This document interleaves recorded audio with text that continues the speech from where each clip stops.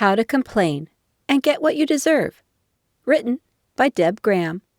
Narrated by Shelley Vandergog. Chapter 1. Face it, we are a nation of complainers. We complain when our team loses, when the TV program was dull, when the weather turns on us. We grumble about bad politicians and stupid laws and shoes that pinch. The average American complains an average of 20 times a day. Most of these grumbles are irrelevant because we do nothing about it. We mutter, we frown, but we do not expect results. Think of all that negative energy being generated, and for no purpose at all. A much better way is to go through life happily, and when we come upon some product or service that is truly complaint-worthy, to complain effectively. Then put it behind us. Let me show you how to complain, as needed, and actually make a difference. I am surprisingly good at getting results. I have saved more money than I can tell you by not paying for faulty products, and even more by using the vouchers for free products that companies almost always send. I'm a pleasant person. Really I am, not the complaining type. In my everyday life, I'm good at overlooking things, and I complain very little. Really. However, in my life as a consumer, things are different. I do not hesitate to point out areas where improvements are needed, or where a company has not met my reasonable expectations. Sometimes a company genuinely deserves to lose a customer. I feel it's my duty to let them know how I feel, as a consumer, so they can improve their business, but my part ends there. I'd like repayment or some other form of make it all better, but what they decide to do going forward is not my problem. I am skilled at complaining as needed. I'm also good at getting over issues. I have a life here, and I'm not going to spend it grousing. You want to resist the temptation of becoming a chronic complainer, finding fault in every little thing in your day. Choose your issues. Some complaints are simply not worth your time and trouble. Let them go. I am also quick to compliment, as needed. When I find a product or service that makes me above and beyond happy, if I catch someone doing good, I'll let them know. Oddly, the result is often the same: free products in my mailbox. I call this complaining for fun and profit. My way of making my voice heard is fun. In a world where consumers often are treated like docile sheep, I stand out. It's good to be acknowledged and heard, sometimes in a rather large way. The profit end is in the simple fact that I get results. My mailbox often has vouchers for free products, and my complaints have netted items as large as a free 7-day cruise vacation for 2 and a 68 fire-engine red Mustang. Is it worth speaking up, you ask? Silly question. Of course it is. Chapter 2. Does complaining do any good long term? Well, yes. Proper complaining actually benefits both consumer and producer. We consumers don't have the money to spend on bad services and products. We just can't afford to throw away cash and time. Businesses can't afford to have bad service and products because in time, consumers will just stop using them or go elsewhere. By bringing things you find amiss to their attention, you're actually doing a public service. The playground equipment is coming apart, a real danger for not only your child, but every other child who innocently plays there. You were displeased with the laundry detergent that was gummy and stuck to the package. Why would you wish that same experience on anyone else? We all want ideal customer service, but often we don't take the time to demand it. No doubt you've been on the receiving end of lousy customer service a time or two. You've contacted the company with questions only to be told by a foreign-sounding voice, obviously reading from a script, that they are sorry, nothing can be done. Do you know what to do next? Or how to avoid the dreaded script reader in the first place? I'll show you how to complain effectively, and it'll take you mere minutes. There are ways to get your point across, and ways that will get you only a metaphysical eye roll in response. I will teach you the difference. Contacting the manufacturer is much more proactive than whining to your friends. Not that sounding off to those near and dear doesn't have its place, mind you. Companies spend a lot of money hiring mystery shoppers to evaluate their service and product. I know this firsthand. I've done hundreds and hundreds of mystery shops for various companies, stores, banks, restaurants, many products and services, even the U.S. government. They really do value your opinion. Let me show you my methods. It's easy. It's just a matter of being alert to flaws as well as great products and services, and letting those corporations know what you think. It's common knowledge that for every letter of complaint a company receives, they figure another 100 customers feel the same way and are just not speaking up. Look at it this way. If we are happy, we may tell a friend or two. If we are justifiably disgruntled, we may tell a whole lot more people about our situation. In turn, they may tell their friends, who may tell their friends, and it spreads. One bad review, tweet, or Facebook post can reach many potential customers in just seconds. There's a clear risk that you may sound off about the defective product online, and within moments, a large number of potential customers have a negative opinion about the product or the company they haven't even used. Complain, demand, insist strong words. I don't mean to be angry or harsh in my complaining. I'm careful in how I speak and write, because I've seen how it gets real results. Ranting and raving and casting aspirations on a company is not effective. Blaming people who have no power to bring about change is worthless. Calmly stating your case can be very effective. In this book, I'll show you how. Chapter 3. Is complaining worth my time? I take great pride in my skills at being frugal. I take care to buy wisely, and I expect the item or service to perform as expected. I can write and mail a complaint or compliment in less than 10 minutes. Less if I choose to email. My time is worth more than money wasted on bad products. Plus, I get the satisfaction of being heard. Burned bits in your cereal box? Your expensive new tights ran before you left the house? The contractor left hundreds of nails spilled on your lawn? Printer ink is dry when you bought it? Found more bones than tuna in that can? Your seat in the theater is broken? Let the companies know. In most cases, they'll be quick to replace or refund. Plus, you get the satisfaction of being heard. Say I spent $3 on a tube of toothpaste that split open on the first use. I'm not the only one who's had that problem, first thing in the morning, am I? Upon receiving my polite complaint, the company refunds the $3. I'm even. Most likely, however, the company also includes, as an offer of goodwill, 3 vouchers for free products, usually for any item they sell. I used the vouchers to get 3 bottles of mouthwash at $5 apiece. My original $3 netted me a total of $18 in products.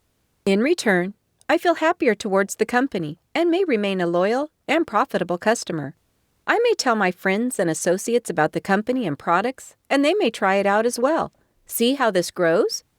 But it's not about getting freebies. It's about knowing your legitimate complaint has been heard and taken seriously. It's not healthy to go through your day feeling picked on and not regarded. Having a reasonable complaint and not expressing it can leave you feeling like a victim. Certainly, your complaining must be directed towards a goal. Whimpering isn't good for you either. If the product or service was worth buying, it's worth getting what you expected. Your time is worth it. Chapter 4. Why do I complain? Because I have proven thousands of times that it is effective. Remember the old adage about squeaky wheels getting greased? How did I notice that corporate complaining gets results? I was a child, maybe age 10, and my mother mentioned at dinner one night, "The casserole may taste a little different than usual. I bought Campbell's cream of mushroom soup as usual, but when I opened the can, it was cream of celery. I'll mention it to them tomorrow." A week later, when I came home from school, there were 2 men in the living room dressed in suits and apologizing profusely. Campbell's had sent 2 representatives to the house. Mom brushed it aside, saying, "I just thought you'd want to know." The men insisted she had done a great service in pointing out the labeling error. What if someone had an allergy to the product in the can they thought they had carefully avoided? How many customers had sworn off Campbell's because they found cream of celery when they wanted cream of mushroom? Turns out, a whole 8-hour shift worth of cans had been mislabeled and shipped. Yet, only my mother mentioned it. Mom's simple note notified the company of a problem they were not aware of, and they were grateful. The end result? 4 cases of assorted Campbell's products on the spot, plus a stack of coupons that kept Mom from paying for cream of mushroom soup or any other Campbell's product for many months. As a child, I made a mental note, both about the value of speaking up and the integrity of a specific company. Chapter 5. Don't do this. Another example. This one of how not to behave occurred when I was a week past my 18th birthday. My father was, let's say, an assertive fellow. I knew he would not approve of me buying a used red VW Beetle, so I strategically waited until he was out of town to purchase my dream car. Within an hour, even I had to admit it was more of a nightmare. For one thing, the front seat was like a rocking chair, flinging the driver forward and back at every stop, start, and gear change. A VW Beetle has a lot of gear changes, and I began to think about whiplash. I carefully peeled back a corner of the carpet and was surprised to see chicken wire where the floor belonged. The original floor had completely rusted out. My father returned the next evening, and being a sharp man, noticed the car in the driveway right away. His first words, after mentioning that it looked like a bad purchase, were, "Give me the keys. I want a test drive." Dad was not a tentative driver, and after one trip around the block, he came in holding his neck. I guess he had noticed the rocking chair effect as well as the chicken wire where the floor belonged. Ignoring my pleas of, "I like it. It's the car I've always wanted," my father insisted I return with him to the car dealer. He asked to speak to the manager and read him the riot act, chapter and verse. He did get his point across, but he pretty much skipped the steps about being reasonable or polite. He forcefully accused the manager of trying to kill his daughter, of selling a death trap to an unsuspecting teenager, and demanded the manager make it right now. The manager took the onslaught bravely, maintaining, "She paid in cash and signed the papers. It's not my problem." That's when my father lowered his tone and sneered, "Do you like your showroom where it is? Make this right, or I'll call my friends. It'll be gone by morning." The manager blanched at that. He suddenly decided that he could indeed take the car back and refund my money. Dad was not satisfied. He was overprotective of his kids, and he was genuinely worried that I could have been seriously hurt in that car. After a brief discussion, I drove home in a fire engine red '68 Mustang. I highly recommend you avoid threats, especially in this day and age. But it was effective, and it made an impact on my young mind. Complaining can be worth the effort. Note: we live in a time where threats, real or perceived, are very serious. It is illegal to write a letter that contains language threatening physical violence or destruction of property. A threat can be interpreted as harassment and is grounds for action in a court of law. The potential penalties are real and serious. Furthermore, raging won't get the results you seek. Fume if you need to, but don't follow through on your threatening thoughts. Always calm down before you fire off that email or call the company. Chapter 6. The give and take of complaining. 1. You have a right to expect what you pay for, no more, no less. A product should perform as advertised. Services should be professional and timely, every time. You should not be surprised to receive decent service or quality products. 2. Corporate representatives, including salespeople, should treat you with respect. They exist because of you, the customer. Without you, they'd have no job. 3. You have a right to let the company that provides the product or service you paid for know when they fall short of your reasonable expectations. Methods include phone calls, emails, website contact points, letters, and social media. You'll address your complaint to the proper channel, escalating if needed. 4. You have a right to expect redress in a timely manner. Redress takes many forms, ranging from an apology to product replacement. Have an idea of what is reasonable before you begin the process. Do you want a replacement item? The medical bills covered? A nice note? Or what? On the other hand, the companies with which you do business have a reasonable expectation that you will 1. Be honest in your comments, not making up complaints or blaming a company for a competitor's issues. 2. Be reasonable in your expectations. That new car just won't fly regardless of how convincing the salesperson was when you bought it. 3. They should expect you'll treat them with respect, merely stating your case without acting in a threatening or over-the-top fashion. Most of them are human too. It's a little like a dance, with each partner taking their steps in turn. If one gets out of step, there will be consequences. In a dance, the consequences might involve a stumble or a flat-out faceplant. In any business, the consequences are different. If the company fails to provide what is expected, they can lose a customer, along with goodwill and reputation. If the customer complains improperly, such as being dishonest or hostile, the company digs in its heels, as well as not having a realistic view of its products and services. No one can keep up a dance like that. Chapter 7. Do they really care what I think? Oh, yes, they do. Major corporations deal with millions and billions of products. Have you seen a production line?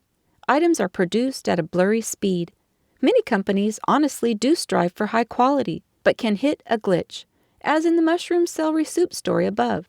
They also know that today's consumers are busy and consider their time worth more than the effort to complain when something falls short.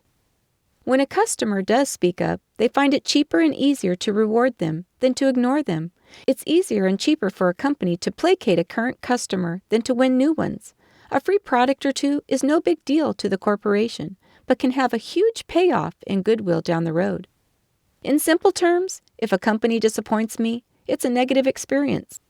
It's in their best interest to turn my emotions around to make me feel more positive towards the product or service. That way, if I happen to tell my story, it's better for them. I had a problem is a negative story that can lose a customer forever.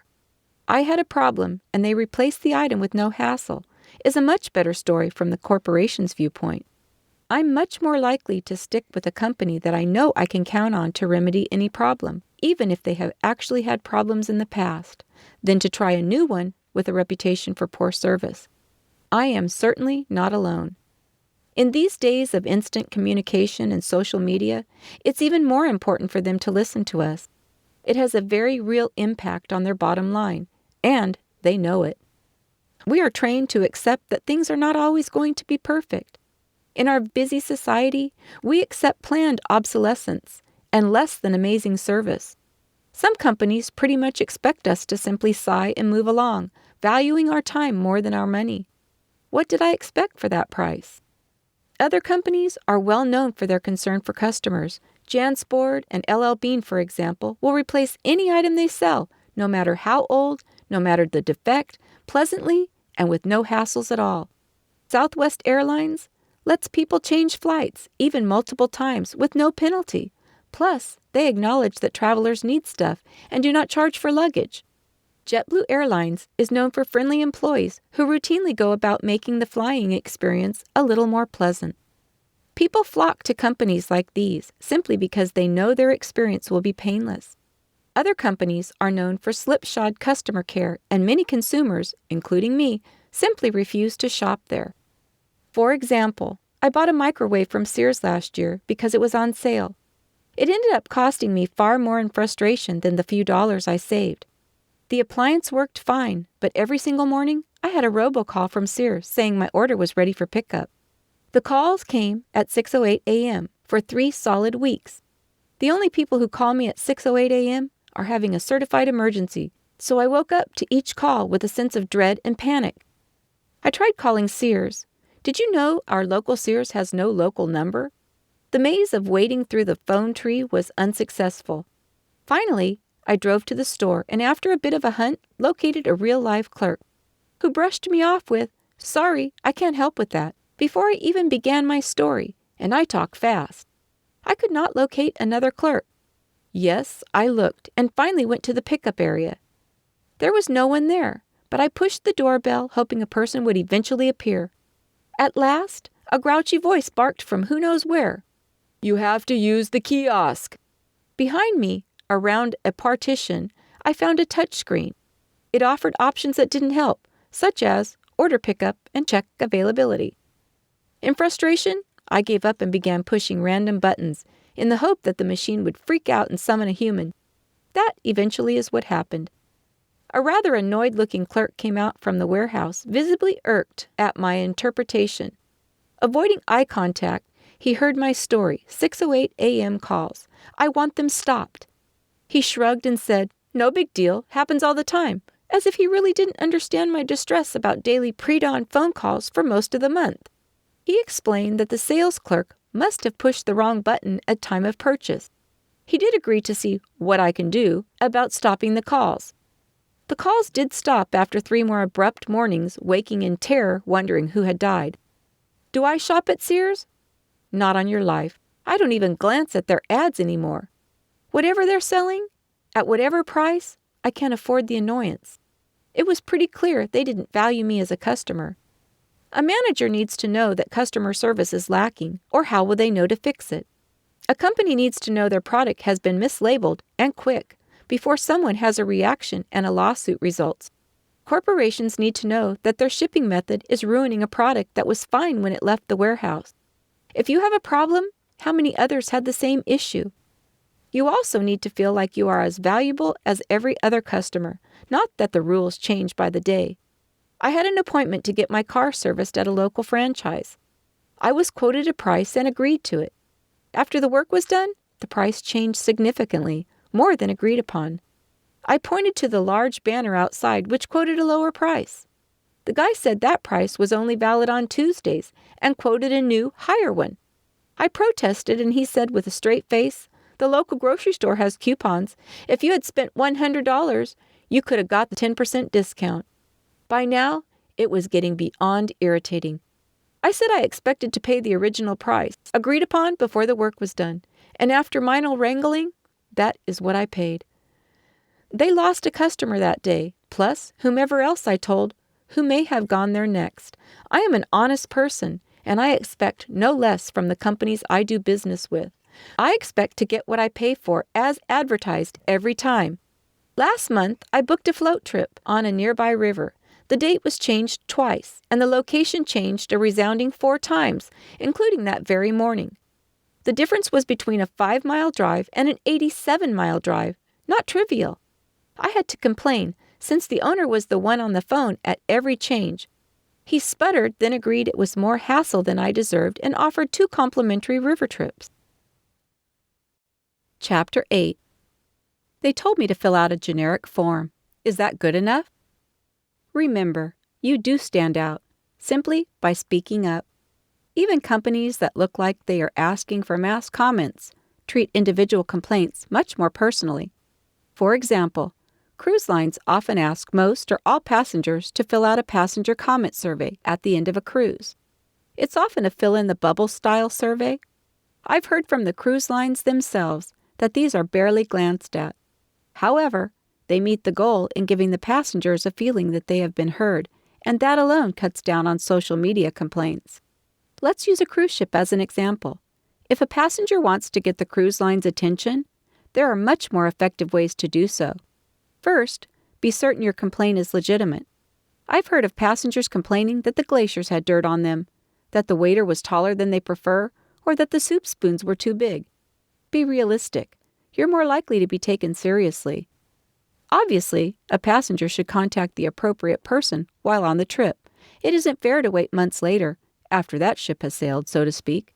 Be sure to contact the correct person, the one who can actually address your problem. Telling your room steward how slow dinner service is may get you sympathy, but the dining room manager is the only one who can get you a better server. If you find your cabin is not clean, telling the beverage manager will do no good. You must address the correct person.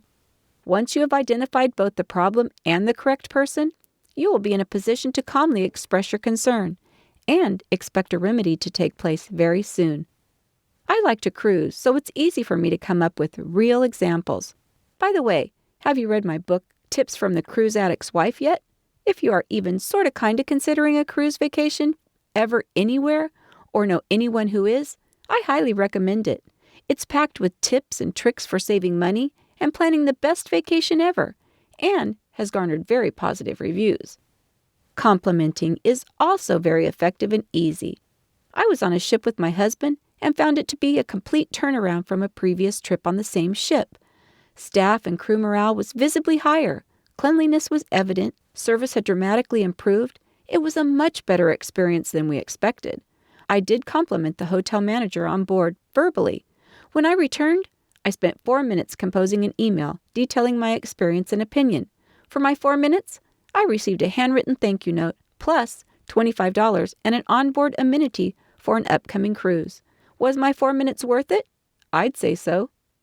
I stood out because I spoke up, more than the thousands of passenger survey forms. My email was personal, and it got personal results.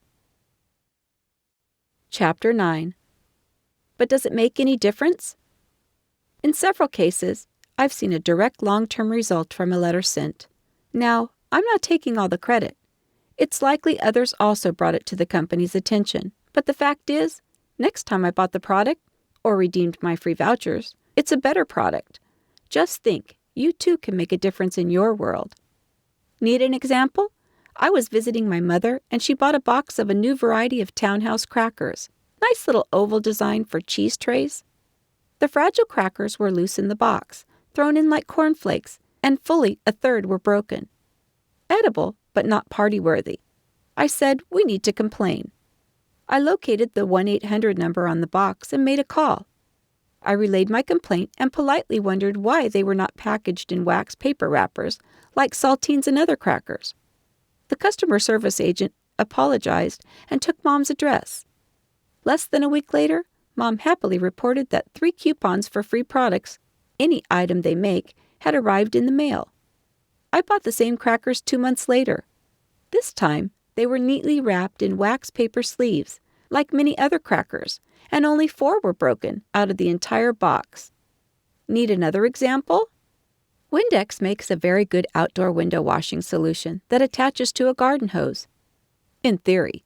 In reality, the bottle kept falling off the end of the hose. Each spill lost about a cup of solution, and it's not cheap. I jotted a note to the address on the bottle and told my story. Coupons arrived for 2 bottles of free window washing solution. By the time I redeemed them, weeks later, I get busy, you know how it is. The new container had more threads to hold the hose on. Am I taking sole credit for getting the producers to redesign their product? Probably not. But had I not complained, how would they know there was an issue? How many other people did it take to bring it to their attention? Or perhaps I was the only consumer who bothered to mention it. Next time you buy oval crackers or wash your windows, well, you're welcome. Chapter 10. Do I have to hold it in my hand to complain? Many reasons to complain seem to be over tangible products. It's important to note that service issues are just as grumble-worthy. Bumbling humans are everywhere, but as a customer, you deserve their best. I believe that the consumer is very important. I get irritated when I enter a store and have to interrupt a very important conversation among clerks about their weekend plans to get my question answered. Sometimes, all I want is to pay for the item in hand. The only reason the clerks are there, indeed the only reason the store is there, is because of you, us, the consumer. If no customers enter the store, you know what will happen? How many empty storefronts are there in your hometown? The entire reason a company produces consumer goods is for the consumer. That's you. Never feel like you are bothering them by speaking up. You are the very reason they are at work at all. The world economy is bad just now. Not everyone has a job, and certainly expecting them to do it is reasonable. You need to feel like a valued customer, or you need to take your business elsewhere. On a cruise, I noticed on the very first day that a side table had a thick layer of greasy dust on it. I could have cleaned it myself, but hey, I'm on vacation. It made me uneasy. What else had not been cleaned? I made a quick, polite call to the hotel director. The cabin was scrubbed spotless during dinner. For the rest of the cruise, every time I passed a senior staff member, they greeted me by name and made sure the trip was meeting my expectations. In this case, I probably could have requested some recompense, but all I really wanted was a clean cabin. Chapter 11. I'm really, really mad. Of course you're ticked off, or you would not be complaining. The product failed. Your hair turned green. The brownies tasted like motor oil. The side seam of your expensive new blouse fell apart on the first wearing and in public. The can of green beans had stems in it. It's okay to be angry or irate when a product fails or you are treated with less dignity than you deserve. It is not okay to be abusive, even if the person you're dealing with clearly would benefit from having their head popped off and some sense shouted down their neck. You still should be pleasant, albeit firm, in your contact with the company. That's important. Whether you write a note, send an email, speak to a manager on site, or call the 800 number on almost every product produced in America. The corporation is not the enemy. Your goal is to make them aware and get what you paid for. No more, no less. Becoming dramatic or abusive only causes resistance and does not help your cause. You're dealing with humans here, for the most part, just regular people doing their jobs. Just as you prefer not to be screamed at, or have name-calling and vile language part of your job description, so do they. Be nice. Being honest is also important. You could certainly pull every item off your pantry shelves and write an imaginary letter of complaint about every last one of them. But you know better. That's dishonest, and you have to live with yourself. Furthermore, it doesn't help the goal. The goal, remember, is to get what you paid for, and to hold corporations accountable for producing reasonable products and services. However, if you feel you need the practice, you can walk through your house and remind yourself what you've been especially pleased with, and jot a couple of compliment letters. Love that laundry aid. That magazine makes you happy every month. That new razor removes fuzz, not skin? The new lotion works better than advertised. The expensive pasta sauce brought raves from your unsuspecting guests. Go for it. A little later, I'll show you examples of both compliment and complaint letters, and of course, examples of what not to say. Most of my complaints and issues with customer service take place on paper. I'm basically shy. I'm just more comfortable jotting a quick letter than tracking down a manager on the spot. Besides, I'm busy, and I can write at odd hours with no one the wiser. I'll also show you how to effectively use social media and email. I would only use a phone call for a small item or a minor complaint, such as a mix that does not perform as expected. For large, more costly situations, a paper trail or electronic trail is better. I'll teach you how to write a complaint letter or email soon. Chapter 12. Where do I begin? How exactly should you voice your complaint or compliment? There are 5 main ways, as well as various combinations, on where and to whom you should address your complaint, and I'll teach you that soon. For now, let's hit the high points of complaining profitably and properly. Basic rules apply to each, such as being courteous, polite, honest, and providing pertinent facts about the product or your experience. Complaining effectively is something most people have to do at some point in their lives. If you have not, you may be bottling up emotions that can go off like a volcano down the road. When you're dissatisfied with a company's product or service, it is almost always best to simply let them know. Remember, you are not the only person with that opinion, but you may well be the only one speaking up. Complaining is not complicated or scary. It's just a matter of calmly and clearly stating your experience and politely requesting a resolution. Before you complain, identify which method will be most effective in your situation. In a small local mom-and-pop establishment, simply speaking to the owner is ideal.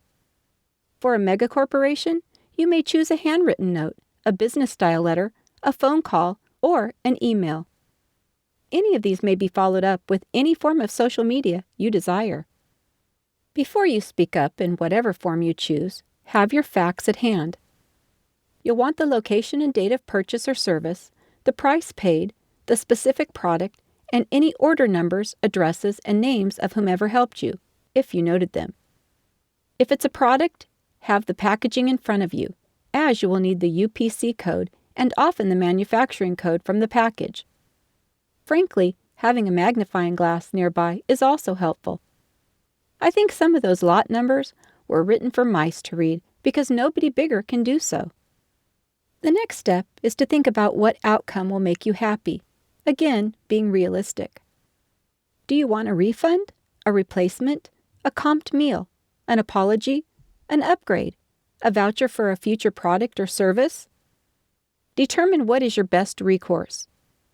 For a small local business, speaking to the owner is your best route. For a huge corporation, a brief letter addressed to the customer service department is usually most effective. Often, simply saying, "This is not what I expected," will gain you the attention needed. It's best to start locally, however. Begin with the store where you bought the item. Local retailers, even those that are part of a large chain, usually want to treat their customers well. They are part of the community after all. If the store can't or won't help, call the company's toll-free customer line or write a letter to the corporate office. Be specific. Don't ramble. Just calmly state your issue, including the product or service, price paid, date, problem as you see it, and results of the issue. Name names of those who served you if you notice them. Don't include the weather, your outfit of choice, or how annoyed you are at the neighbor's dog that barks all day. Be specific and stick to the point. Remain calm. Yes, you may well have just cause to be livid, but you still need to rein in your emotions and state your issue calmly. If you raise your voice, call names, or use abusive language, you will not be taken seriously. And that will make you really mad. Be clear and brief. Explain your concern clearly and briefly. Customer service agents are busy too and want you to get to the point. In writing or speaking, be professional. Don't use slang, and try to limit you-knows and likes and reallys to a bare minimum. You don't have to use precise grammar, but be sure your note is professional and worthy of attention. In person, smile and make eye contact. It's all about being taken seriously, remember? Relate to the person you're addressing, whether in person or in ink or pixels. Phrases such as, "I'm sure you can see why I'd be upset under the circumstances," and "Imagine if this happened to you, you'd be disappointed too," make you sound like a reasonable human, not a madman. Gaining empathy is especially important in person, when you can make eye contact. In your letter or phone call or email, be sure to state how you can be reached, including address, phone, and perhaps cell phone numbers. Some things can be handled on the spot, in person, but most will require follow-up. Chapter 13. Compliments. By now you're probably wondering why you ever picked up a book apparently written by a chronic complainer. You're wrong. I'm really not a complainer by nature. I compliment at least as often as I complain. Oddly, the results are often the same. I find it a rather sad commentary, however, that many managers are surprised to receive a compliment or a thank you note. Do what you can to tip that balance. Ever find a product you just love? One that makes your life easier? A common sense item that you didn't know existed? Tell the company what you think. Don't forget to spot situations when compliments are called for. Give specific feedback about what you liked, and hopefully you'll get more of it in the future. Companies really do value customers' feedback. How will they know what we think if we don't tell them? Our young daughter had been sick, and on the way back from another doctor visit, we stopped at a pizza franchise place that sells pre-made pizza by the slice. They did not have her favorite kind available. One look at her disheartened little face, and the server made a beeline to her side. He knelt down to her level, asked what kind she liked, and assured her it'd be ready in a flash. While it baked, he came back out to the seating area, gave our child a balloon, and had her smiling in no time.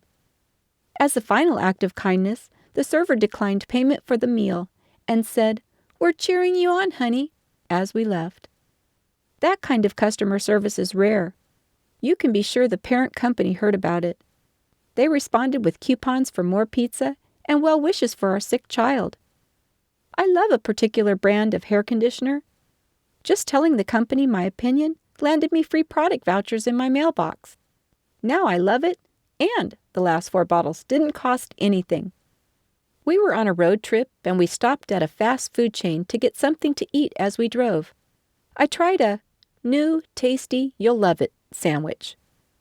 With that many exclamation points, I had my reservations, but it really was a great sandwich.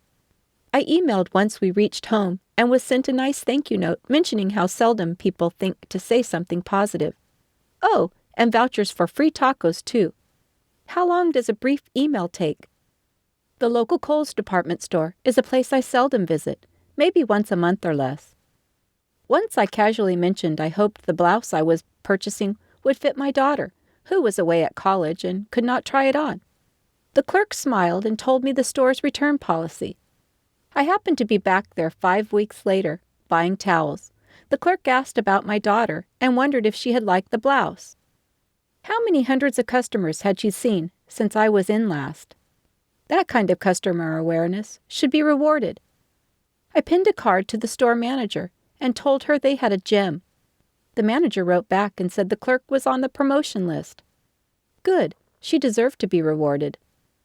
The manager also included a card for 25% off and said they were delighted with my note. Since praise is too rare these days? Yes, it is. As I said, I enjoy cruise vacations. More than one cruise member has told me that the most positive passenger comment cards are actually posted in the crew areas for all to read. They are used to award prizes, such as raises and extra time off for the crew members. How long does it take to say something nice? What other companies take consumer comments seriously enough to chart their employees' career paths? Even if you never see them again, you have the satisfaction of having done something kind and positive in a world that tends to tilt towards the negative. On our travels, we try to take time to thank and compliment those who serve us, hotel staff, waiters, and hospitality workers. In exchange, once they see we are nice people, they're friendlier, and that can pay off. Waiters have given us hints on local places to see, such as a secluded cove or a great place to watch for whales. Cab drivers have taken detours to show us the church where President Reagan worshipped on vacation, and markets regular tourists will never see. Be nice. It's good for your soul, and it pays off.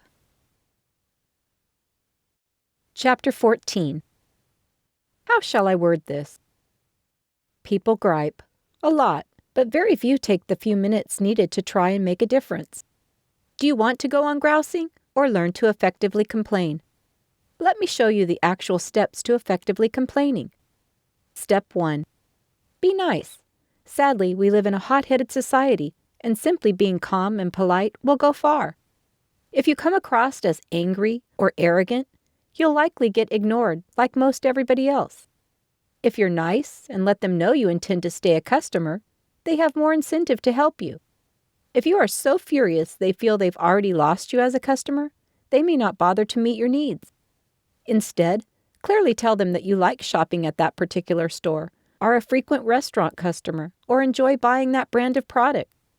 Mention that you assume the problem is uncharacteristic of the company's normal customer service, just a fluke, which you are certain can be quickly remedied. Even sounding slightly puzzled helps, as in, I don't see how this can be.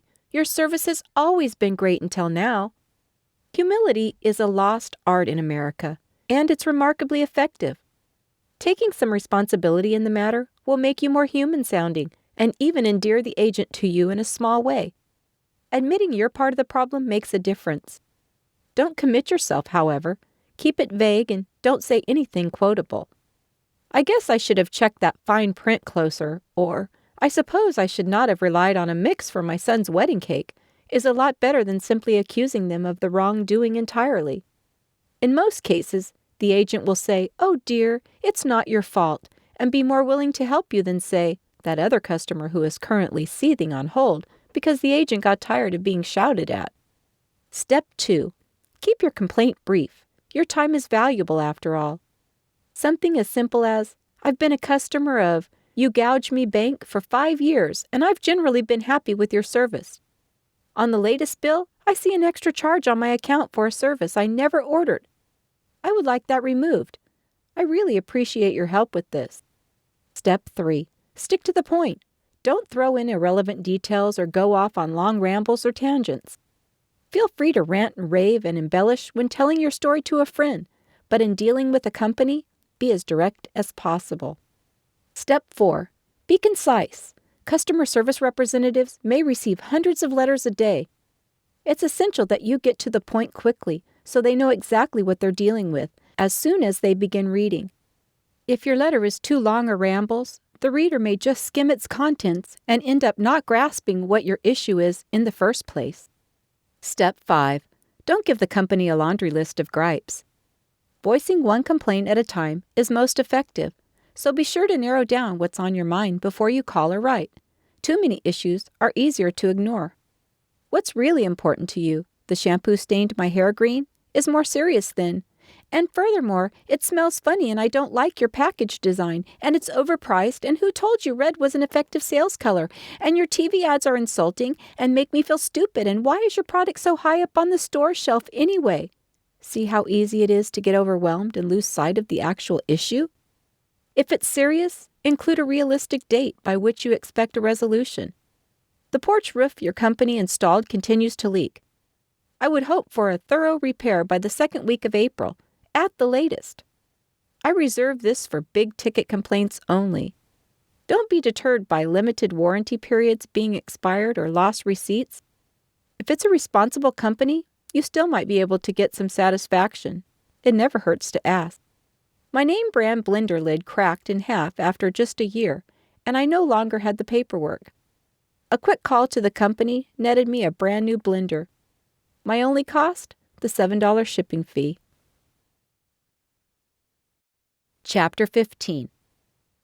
To whom it may concern. Okay, so you have a legitimate complaint, and you have all your facts at hand. Once you know the steps to complaining, you'll want to address it to the person who can best remedy your situation. How do you find who to direct your written complaint? Almost all companies that sell in the USA have contact information on their product packaging. It's also available with a quick search online, as well as on any of the company's promotional or advertising materials. Okay, now you know where to address your gripe.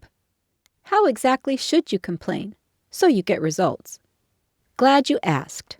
Along with being nice, mind your language. Swearing makes you sound less professional and may offend the very person you want on your side. If you'd like to use stronger language, making sure it matches the situation, go for colorful descriptors. Were you appalled or even revolted? As always, be reasonable. Finding a dried rodent head in your soup mix is revolting in the extreme. Finding a burnt cornflake just isn't. Avoid long, rambling intros. They need to know your complaint, not your life history.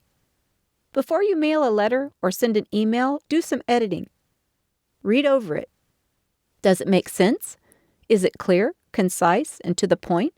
Did you include pertinent facts and leave out weather reports and the new kitten's name? Is it truthful, sincere, and verifiable? Chapter 16. How exactly do I complain effectively? In the following chapters, we will look at each method of addressing your complaint: in person, by phone, on paper, through the company's website, and social media. Bear in mind, compliments are also welcome and directed to the same place. Chapter 17. How exactly do I complain effectively in person? In person and on the spot is often the best way to handle a customer service issue. If a waiter is surly, or the railing fell off in your hand, or your pasta has plastic in it, it's best to bring that up right away. Those expensive towels I bought shrunk the very first time I washed them. That pretty trim balled up, making the bath towel look like a soft terry cloth cave. Since I bought it locally, I took it back to the store and showed the manager. Before I could speak a word, she said she would promptly refund my purchase price. Plus, she gave me coupons for 75% off any item in the store. You pick up a pair of shoes from the repair shop, and the heel feels a little wobbly when you try it on in the shop. Is it better to speak up on the spot, or to wait until you're wearing the shoe and it falls right off? Is the repair guy going to believe your story of, "But it was loose in your shop," 2 weeks after you picked it up? On the spot will work much better. We were on a cruise ship, and I ordered a virgin peach daiquiri in a lounge. A bar server took my key card, the card used to pay for onboard expenses, and vanished. I was watching a dance class, and the drink never came. The hour-long class ended. Still no drink. I could do without the frozen drink, but I needed my card back. I spoke to the bar manager. He promptly tracked down the key card, apologized profusely, and comped my drink. Easy solution, and best handled right then. What could have been done days or weeks later? Restaurants seem to cause problems too. Likely since they are service-oriented, they are often best addressed at the time. At least 3 times I recall finding foreign objects in a meal: plastic packaging, a large wire loop, and a masking tape strip labeled red sauce. Each has gained me a profuse apology and a free meal or two, often with a complimentary dessert thrown in as well. Don't look for ways to be critical. Enjoy your evening out, but don't let subpar service ruin a great evening either. Simply bringing it to your server's attention is often all it takes. I've learned that my attitude makes all the difference in the outcome, especially the in-person on-the-spot complaints. I have time to calm down and proofread written complaints, but when I need to speak up right then and there, attitude is crucial. I try to be empathetic or make the situation lighter if I can think that fast. Even a simple comment such as, "You must get tired of hearing people gripe all day long." I'll try to be more creative, can make the situation lighter. Often, if you treat people nicely, they respond in kind. It really does speed up a positive resolution when the disembodied voice on the other end of the phone call or the obviously harried waiter is acknowledged as a human being with a difficult job. Try to keep your story brief and end with something like, "I'm sure you can see why I'm frustrated. How can we straighten this out?" Being hostile and demanding really is not effective. Not nice either. Often, customer service agents burn out quickly from being hollered at all day. Don't join the chorus. My husband and I were in Boston waiting for our flight to Newark, then on to Seattle, after a cruise vacation. It became obvious that we would miss the second flight as the Boston to Newark leg was repeatedly delayed, then canceled outright. 2 long lines of hot-tempered passengers quickly formed. I happened to be right near the gate agent's desk, so we were second in line. I was glad for that. Each transaction seemed to take about 20 minutes, and that line of people grew louder and more hostile as they waited. The agents were visibly upset, as all 3 of them struggled to calm and rebook dozens of increasingly furious passengers. Our goal was to get home after a lovely vacation. I knew the airlines had an obligation to see that happen. When it was our turn, we politely stated our case while showing understanding. It was obviously not the gate agent's fault that the plane had a mechanical issue, so taking it out on her would have been ineffective. "We see you have a situation here, so we'll try to be quick and get out of your way. We already missed our connecting flight out of Newark, and we need to get home. What can you do to help us get to Seattle?" The clerk was on her computer, trying to rebook us. She offered a flight leaving in an hour to Atlanta, then Denver, then Los Angeles, then San Diego, then Salt Lake City, and eventually to Seattle. The 7-hour trip would have taken closer to 18 hours. That was just not acceptable to us. With a smile, we declined. "Oh, that just won't work. I'm sure you understand." She nodded and said, "I don't blame you." Back to the computer, as angry voices grew louder around us. She found a flight outgoing at 6 o'clock to Houston and then straight to Seattle. "Great, we'll take it." "Oh, wait, I read it wrong. It's at 6 a.m. tomorrow, not this evening. I can give you vouchers for a hotel and meals, though." The agent visibly cringed, apparently expecting us to begin shouting at her, as nearby passengers were doing to the other gate agent. We shrugged and said, "Okay, book it." She smiled warmly.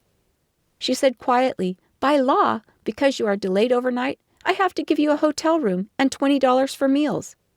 I booked you a suite instead, and your meal vouchers are $60 each. I recommend the seafood restaurant in Terminal A. It's very good. And thank you so much for not yelling at me. I really am doing the best I can." We had an extra evening in a city we love, a delicious lobster dinner, a lovely room, and a flight out at 6 a.m. I am pretty sure we got more than the enraged passengers behind us. Plus, my blood pressure stayed reasonable, and I didn't feel guilty for hollering. If the issue can be remedied on the spot, expect it. For example, You are seated in a restaurant under an overly enthusiastic air conditioner vent. If you say nothing, you'll be uncomfortably chilled the whole meal. If you speak up, you'll be reseated in another area with no hassle. Often people say, well, it's not that bad. Yet, when they think about where to dine next, they recall that negative experience and choose to eat elsewhere. Are you inconveniencing anyone by asking to move to another table? Minimally, if at all. The restaurant is much more concerned that you will come back and tell your friends you enjoyed the experience. Chapter 18. How exactly do I complain effectively by phone? Corporations count on customers jumping to try a new product. They spend a lot on advertising, trying to get your attention. The hair color I buy came out with a new, easy-to-use foam applicator. I carefully followed the directions. It promptly sprayed black bubbles on my shirt, my face, the floor, and the bathroom wall. I had to scrub everything in sight, and the stuff stains too. I decided a letter might not relay the tone of my voice well enough this time. To the phone I went. After a brief cooling down break, the agent on the other end remarked, that's strange. I can't tell you how many people have said that same thing. They sent me 4 vouchers for any product they make. There are people far, far away who designed the applicator. Let them get back to the drawing board. Before you dial that phone, be clear in your mind what it is you really want. The least you'll settle for. What is the action you want this person to take? Be prepared to present your case based on facts, not emotion. It's perfectly fine to write down what you want to say before you call. It's also smart to have a pen and paper at hand in case you want to take a quick note. My teeth whitener tube exploded in the bathroom one morning, simply split itself open. Do you have mornings like that? A quick phone call netted 2 free tubes, a free full-sized toothpaste, and a surprised-sounding apology. If you can manage it with any degree of believability, add a bit of lightness, or even mild humor, to make your complaint seem human. For example, you can imagine my horror when 6 roaches crawled out of the So Fine candy popcorn box at my child's birthday party. The theme was beaches, not bugs. We live in a super-fast, impersonal society. Often taking just a moment to break that can make a big difference. In person, smile at the complaint receiver. On the phone, make a human contact, acknowledging that it is a real live human on the other end, not a robot. Almost all agents will say their name as the call is answered. If you use it in the course of the call, 2 things will happen. They will feel respected, don't you, when someone remembers your name? And they will know that you can hold them accountable if things don't go well. I find that the service is much better when I use their name. Perhaps they are intimidated knowing that they can be identified. Try saying, I sure hope you can help me, Angie, but may I say first off, I do not want your job. I admire you listening to complaining people all day. After the voice on the other end laughs, and they always do, I say my piece. You cannot imagine what I have accomplished with this technique, how fast a situation is resolved when the voice on the other end is acknowledged as a human being with a challenging job. How long does it take? At most, a couple of seconds. Remember that in the end, most of the folks you deal with on the phone would much prefer to go home at the end of the day knowing they helped someone and made their company look good. If you follow these easy steps, you can help them too. Really, would you want a job that consisted of dealing with angry people yelling at you all day long? A little humor or commiserating with the agent can often move things along more pleasantly. Chapter 19. How exactly do I complain effectively on paper? In this day of social media, a letter written on paper with a real envelope and a stamp often gets more attention than a phone call or an email, although those are better than nothing. You want to make yourself stand out. If you send a form letter, readily available online, you'll very likely get a form response. Act like an individual and you'll be treated like one. Don't write when you're furious. Wait until you have cooled off to compose your letter. If you think it would make you feel better, go ahead and write your flaming missive while you are fully steamed, and then set it aside for a couple of days before you send it. Odds are, when your cooler head prevails, you'll be able to rephrase the complaint in a less hostile way. Do whatever you can to make your letter readable. Try to keep your letter on a single page, about 200 words. Remember, this is just a complaint on a single topic, not a list of every wrong ever done to humanity. Short, clear paragraphs are easier to read than one long run-on sentence. If you're not sure of your writing skills, have a friend look it over for you. You do have a friend, right? Before you write, take some time and reflect on what has occurred. When you have thought the whole thing out and know just what you want and how you want to ask for it, you will be ready to write your letter. I had a massage some months ago, and the masseuse put far too much pressure on my hip. I asked her to lighten up, and she refused, saying, "It'll feel better once I stop." I complained again, more firmly, and she continued gouging my hip. Well, it felt like it. The massage ended abruptly. The next morning, I had a bruise the size of a turkey platter. I called the office and was told curtly, there is no way that happened. A letter was composed, but had no response. I never went back there again. I guess others felt the same way, because it was soon out of business, replaced by an ice cream shop. I'll trade a bruised hip for a peach ice cream cone any day. If the issue is bigger than a small consumer problem, say a few dollars worth of aggravation, you'll want to leave a paper trail. Write a business-like letter and be sure to send it certified mail, so the company cannot say, "We don't know anything about you or your gripe." Some problems are big enough to trigger potential legal trouble for the company. In these situations, you'll usually find they are willing to bend over backwards to make you happy, thus deterring a drawn-out expensive situation with bad publicity. A phone call is fine for minor issues under a few dollars, but for anything larger, you're better off putting it in writing.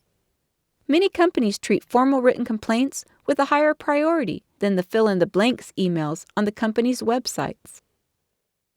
On a transatlantic cruise, the cruise line had been doing maintenance in the library and neglected to put the screws back on the heavy glass door that fronted the bookshelves. We knew that when the door fell off and broke my mother's toe.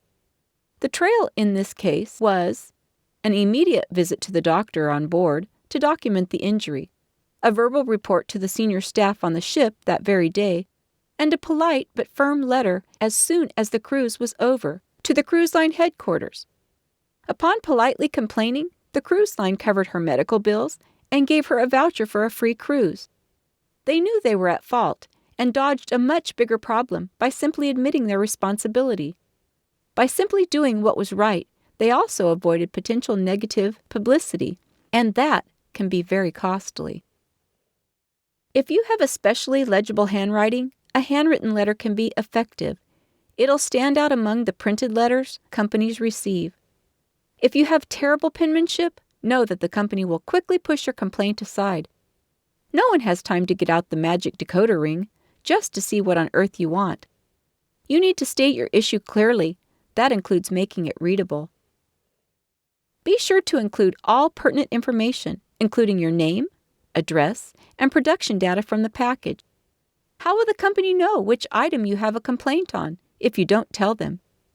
How will they be able to send you vouchers or refunds or other recompense without your name and mailing address? When writing a letter of complaint, your best chance of being heard comes from directing the letter to the customer service department of the company. Think of them as the customer happiness department. They are not the enemy. It's in their best interest to keep customers, not drive them away. The customer service department is accustomed to dealing with complaints. It's their job, so they will know how to process your grievance. Remember, you have to direct your complaint to the right person. Telling the delivery driver about the filthy condition of the store's restroom won't change a thing. I often buy the same brand of cake mix. Last time, the Orange Supreme cake was pretty, but tasted like not much at all. Dust, maybe. I emailed, and they responded with free coupons for any product they make and an acknowledgement that there had been production issues. In other words, heads were rolling, and here's a free cake for me. Quickly get to the point of your letter or email. Clearly lay out just why you are writing the letter and detail your exact complaint. Include as many pertinent facts as possible, including the date, time, and location where you made the purchase or received the service. And do it so the person reading it knows the problem right away. Remember, if it's a biggie, you should certainly complain, but even small issues need attention. Is a 20-cent package of Kool-Aid mix worth your time? In this case, it was. I bought a summer supply all at once. Most of the packets were completely empty, and more importantly, my young son was watching.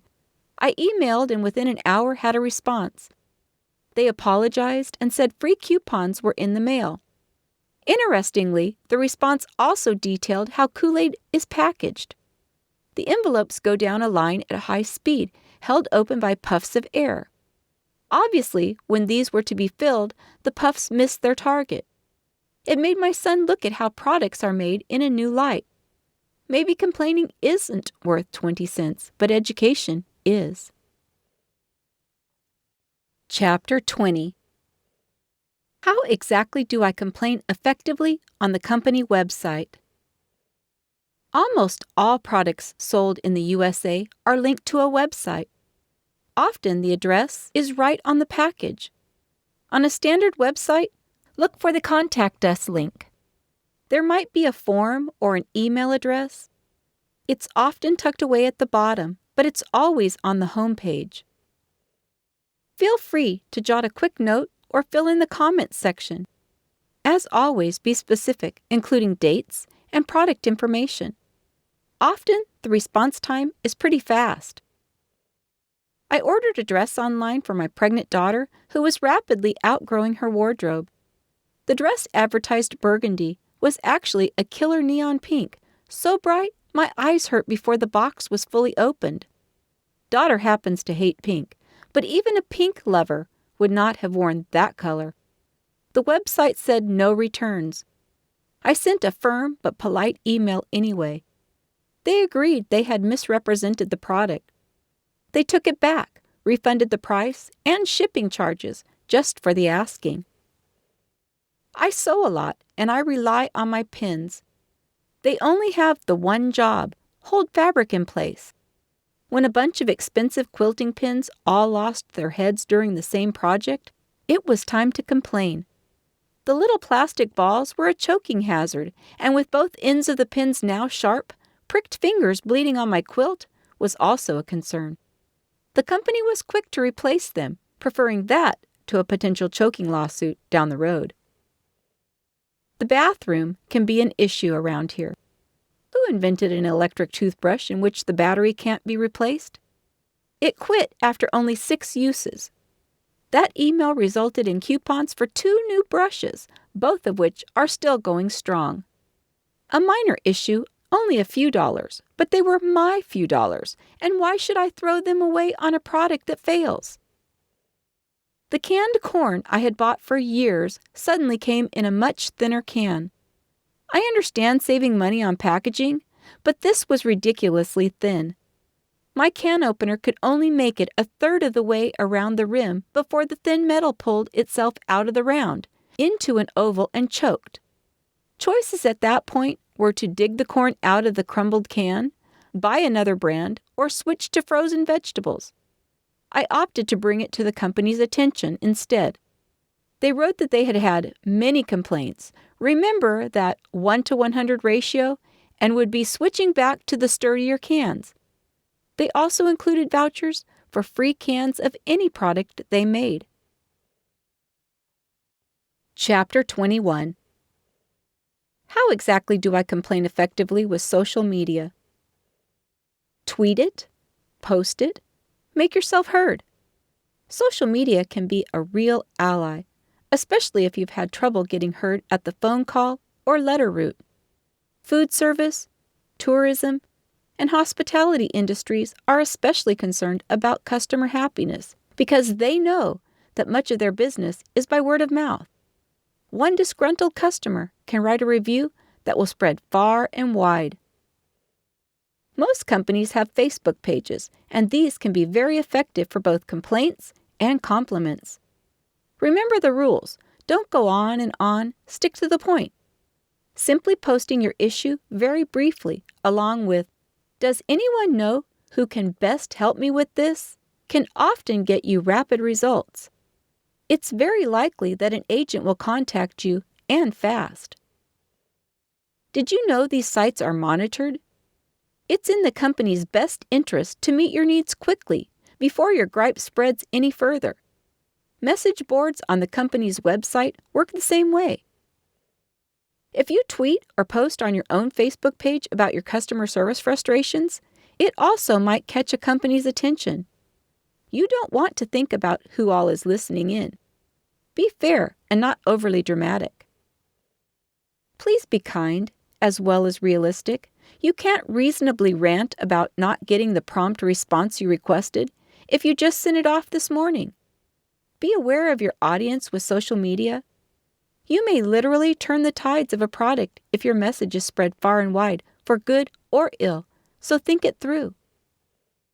We met our son's family at a buffet restaurant midway between our homes. Yes, it was not a very fancy place, but even so, we paid our money and deserved a certain level of service. It was not a comfortable experience. The table felt greasy. Other tables had dirty dishes heaped on them for long periods. The carpet had large stains on it. There were sticky spills on the counters, and even though the food was not bad at all, we did not enjoy it. Back to the internet, and a polite, succinct, yet detailed email complaint was sent that evening. I was contacted by the parent company, and they sent vouchers for free dinners, which I likely will not use since I was unhappy the first time. The local manager also emailed me, requesting an urgent sit-down discussion. I felt I had a right and obligation to let them know I was displeased. However, my time is valuable and as limited as everyone else's. I declined to drive the 23 miles to meet with the manager and also refused subsequent phone calls. I wanted them to know they had a situation, perhaps a bad night, then my job was done. I do not need to build a relationship for Pete's sake. A friend posted on her Facebook page, "I love that new down-home barbecue place on 13th Street. Fast and delicious." Within 2 hours, she had a reply that offered her a free lunch just for identifying herself when she stopped by. How long did it take her to post that? Chapter 22. Walk me through it. Still not sure how to handle a minor complaint? Let's take an example with several methods of complaining for fun and profit. First, identify the issue. In this example, a brownie mix smelled like motor oil. Not exactly appetizing. Have the brownie mix box in hand. Get the issue. It smelled like motor oil, so you did not bake it, and a fair resolution. A refund is reasonable. A free vacation is not. Clear in your mind. You may decide to handle it in person, with a trip back to your local store, where you bought the mix. I'd skip this route, unless I notice the problem in the parking lot. I just don't have time for extra shopping, but if the store is nearby, go for it. You'd take the box of mix to the customer service desk, or ask for the manager in a smaller store. Your mama taught you manners, so please use them. This is a person too, and deserves respect. Plus, you'll feel better about yourself. Simply explain your situation and wait for a response. Try this. "I hope you can help me. I bought this box of brownie mix yesterday. When I opened it, it smelled strongly of motor oil. Obviously, I can't serve that to my children. What can you do for me?"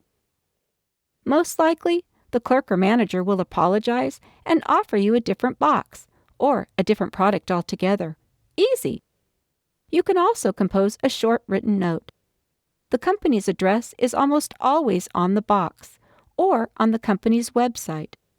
Be sure to include any data on the box, including lot number, dates, etc., anything that is obviously printed on just that box. not part of the generic label itself. If you can do it without extra postage, include the box top. I once found 6 stems in a can of green beans. 1? Well, that may have slipped by on the production line, but 6? I left them to dry overnight, then neatly taped them to my polite complaint note. You can bet that caught their attention. Many people recommend a complaint sandwich in such situations, a gripe in between 2 mild compliments. Like this: I often buy super-duper brownies and have never had a problem. My kids love them. This box, however, is a disappointment, and I know that you'd want to be aware that it smells like motor oil, since your company has a good reputation. If you choose to use a phone, locate the toll-free number on the box. Yes, you're irked, or you would not be calling, but keep your emotions in check. Use a confident and calm voice, not angry or wimpy. Venting won't help. Focus the conversation on resolving the problem. Thinking of yourself in the third person, as if you're handling a problem for someone else, will help you keep your voice cool and businesslike. The company's website may be your best bet. Many food service industries have Contact Us right on their home page, often a fill-in-the-blank form. It's not terribly personal, but it does get results. After all, we're talking about a $3 box of brownie mix, not the crown jewels. If you opt for social media, be careful to be brief and honest. Name-calling isn't helpful.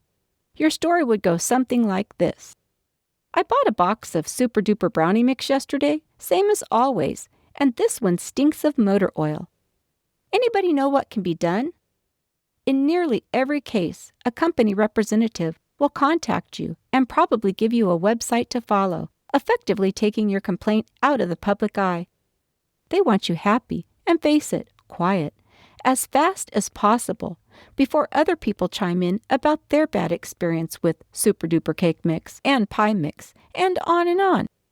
You've seen those stories in the evening news where a minor consumer issue goes far and wide. They want to squash that ASAP.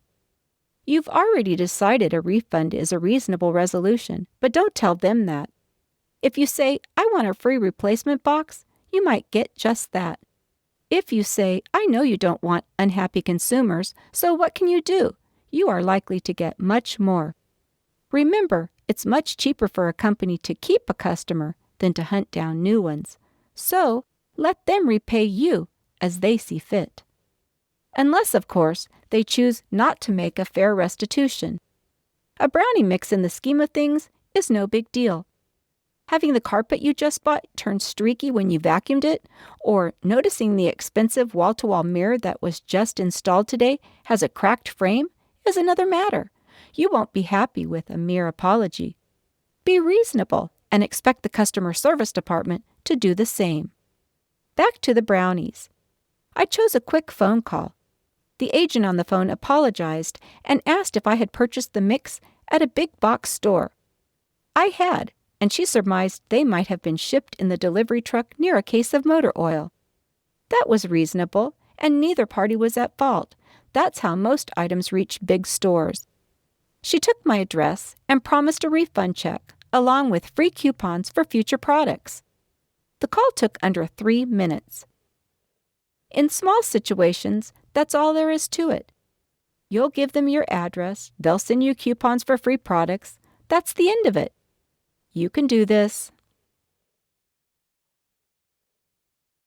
Chapter 23. No one will listen to me, or escalating a complaint. Most companies and businesses really do make a sincere effort to keep customers happy. Advertising is very expensive and still not as effective as word of mouth. Think about it. Are you more likely to try that new soap because it has a cheerful magazine ad, or because your friend Kate raved about how nice it is? By all means, try the standard methods I've outlined.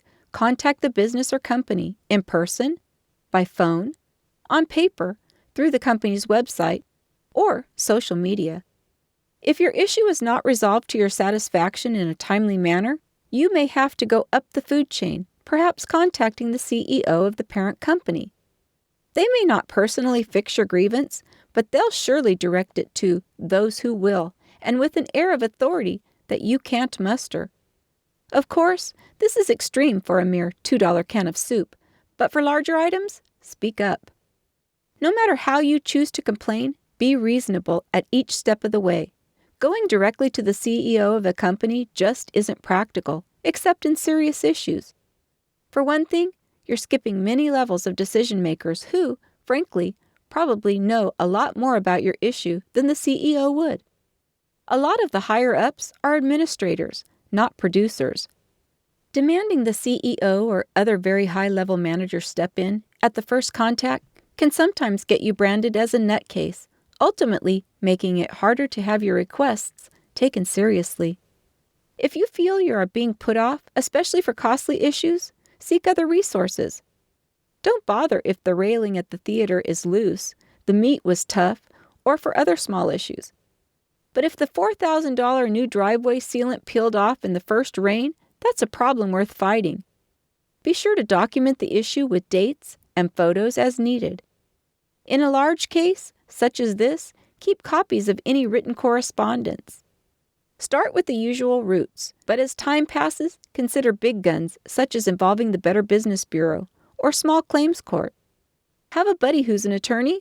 Often a letter sent on a legal letterhead reminds companies to do what is right. It's the implied or else factor. No matter how angry you are, don't threaten legal action in your first contact letter. It may be your ultimate resort, but give them a chance to respond appropriately to your complaint letter first. You can also involve government agencies, or at least mention in your second or third contact letter that you intend to. Sending a letter to your state attorney general's office may prompt the company to have a swift restitution at hand. A request for assistance from your state or federal congressional representatives can also nudge a company into motion. Use this tactic wisely, however, and only in extreme cases. Overusing it can dilute its impact. Our teenage son worked at a summer camp one summer. The camp was very hilly, and he opted to take a bike to cut down on walking. The first day, while riding down a steep hill, his brand new bike's brakes failed, snapped right off the bike's frame. He flew about 25 feet over the handlebars and hit so hard that his shattered helmet is still on display in a glass case in the camp lodge. Before he was released from the hospital, we called the bike manufacturer and the store where we had purchased it just days before. Both balked, insisting our boy must have ridden it wildly. Both backed down once they saw the photo showing that the metal had sheared off, obviously a manufacturing flaw. We did not intend to file a lawsuit, but both knew we had cause and did everything they could to make it right, before their company's name ended up on the evening news. The complaint started as a phone call, followed up by a letter with photos. Be persistent if the issue at hand really matters. A major household expense, a dangerous product, these issues are worth persisting. Chapter 24. Sample letters.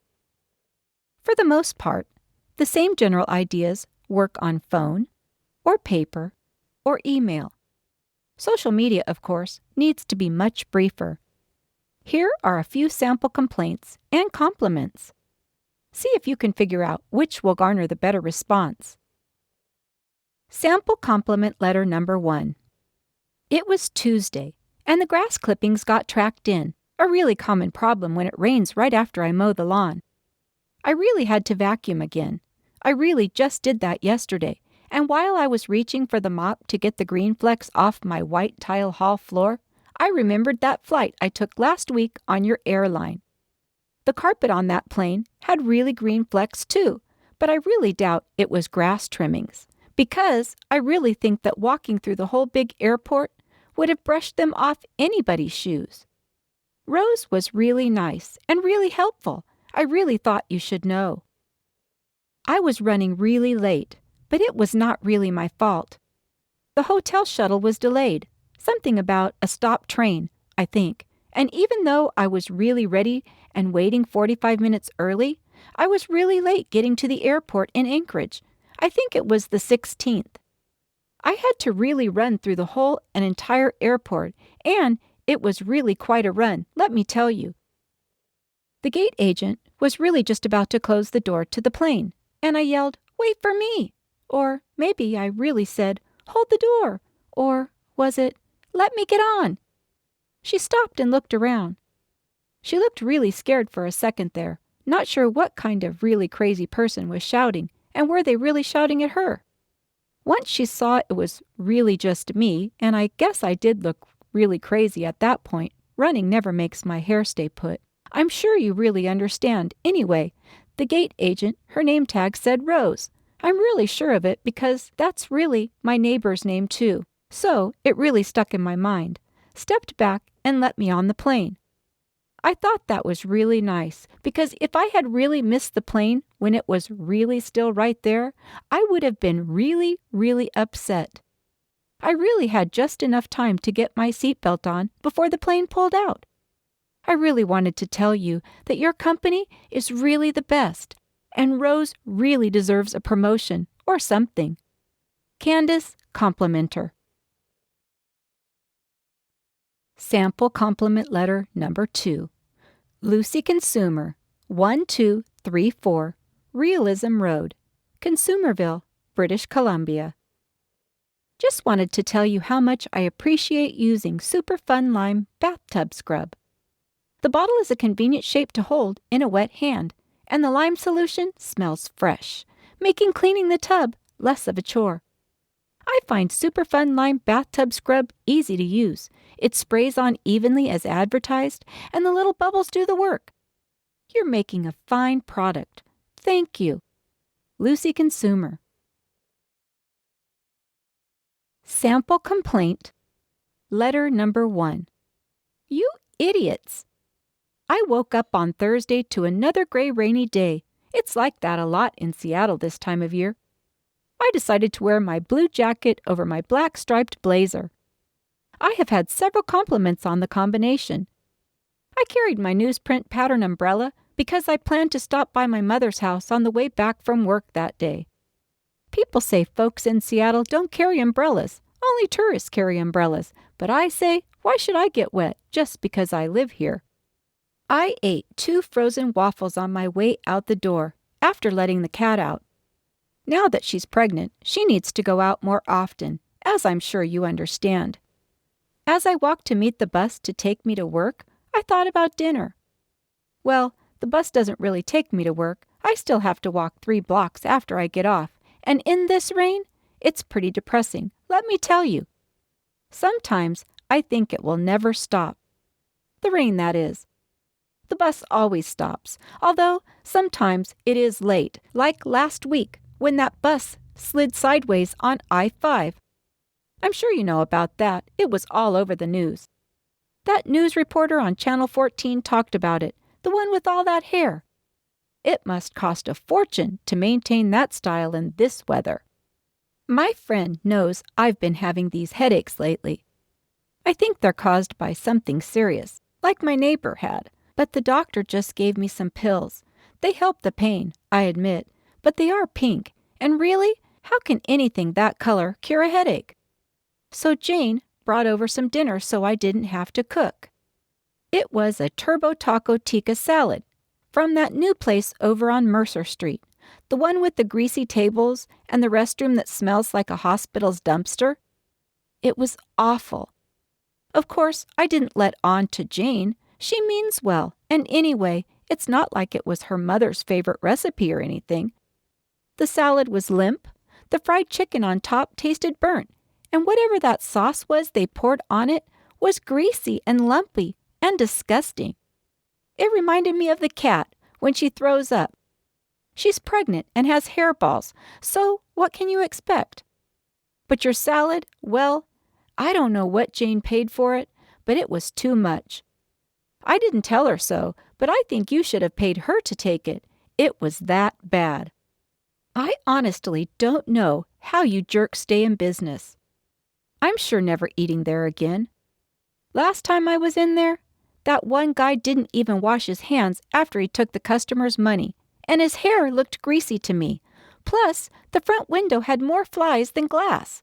or pretty close. I didn't measure. Also, I hate the color of the flooring.